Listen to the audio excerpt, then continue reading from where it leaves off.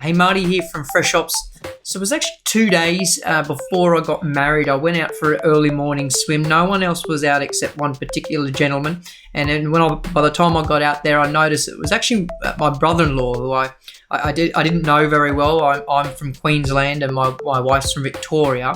And we got talking, and I was talking to him about some of the problems that I was having inside my own business. Really just spending each and every day putting out fires and having to deal with staff. I was kind of working 5 to 7, days and nights a week. And, although business was going successfully, we were, sometimes losing just as many clients as we were winning. So we really felt as if we were in that, one step forward, 2 steps back kind of, position.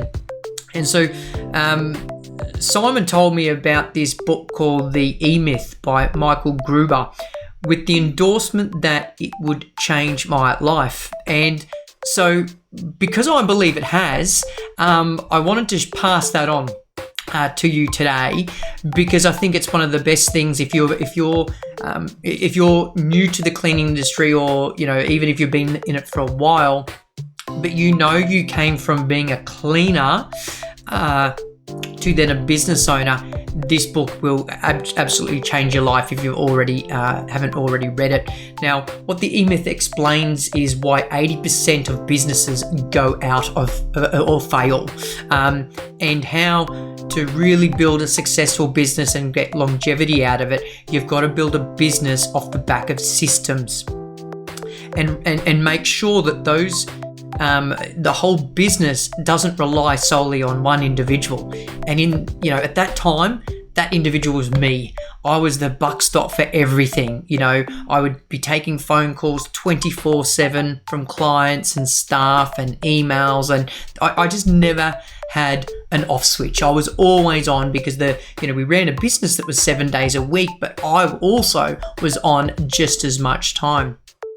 Now, when I was reading this book, I read it after, I think we went on our honeymoon, but I didn't read a business book on our honeymoon. But when I got back from our honeymoon, I did take the time to read it.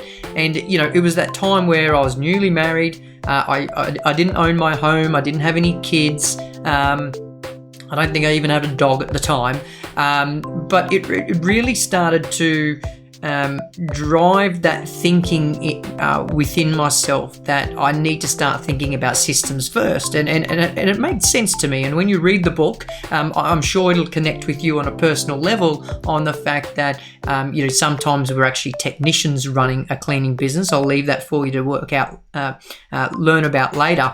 But it did set me on that path of building systems, which felt very, very at times slow at first. I would talk about it with my wife, and I'd talk about it with my family that had run cleaning businesses in the past, and other people, and I'd talk about these systems, and I want to do this and I want to do that, and they would all be like, yeah, okay, we're kind of sick of hearing you talk about these systems. But eventually it was starting to take hold, and it really went from, I remember those pivotal steps in that growth, where we went from going, operating 7 days, I was on call kind of 7 days a week, and then I would only really work during the week, at nights, and then it went to during the day, during the week, and I'd always go out on Friday night. Friday night's the busiest night in the cleaning industry, or particularly was for my business. But I remember the joy that I had when I could then stop completely killing off the night work, being out in the field or having to deal with calls, because I'd put some systems in place. I'd employed some people in my team, but the systems were there where they were self-sufficient.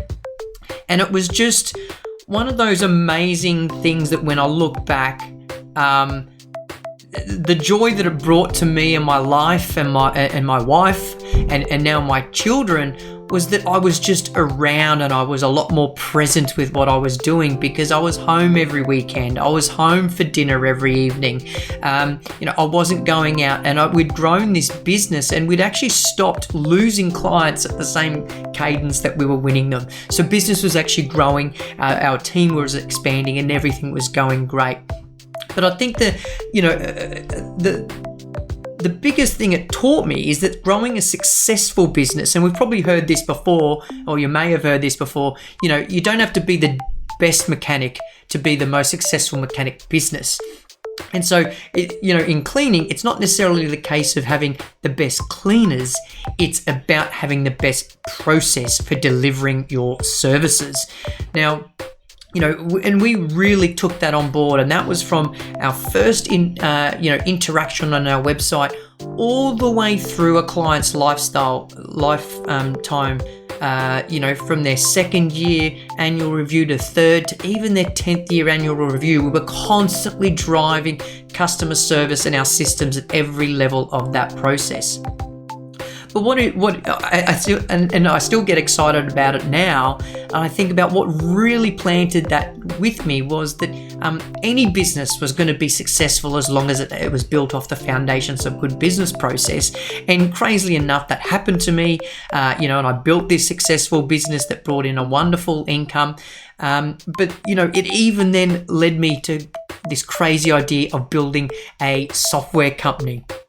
So, I do feel very strongly about systems in business, and I think if you understand the power of them, it doesn't matter what opportunities present themselves. If you want to pivot and go into another industry or go into another sector inside the cleaning industry, if you've got your systems right and you have a systems mindset first, then you'll have never-ending success. So if you haven't read it, check it out. I'll drop some details about that particular book in the description below, but definitely a book that changed my life for the better.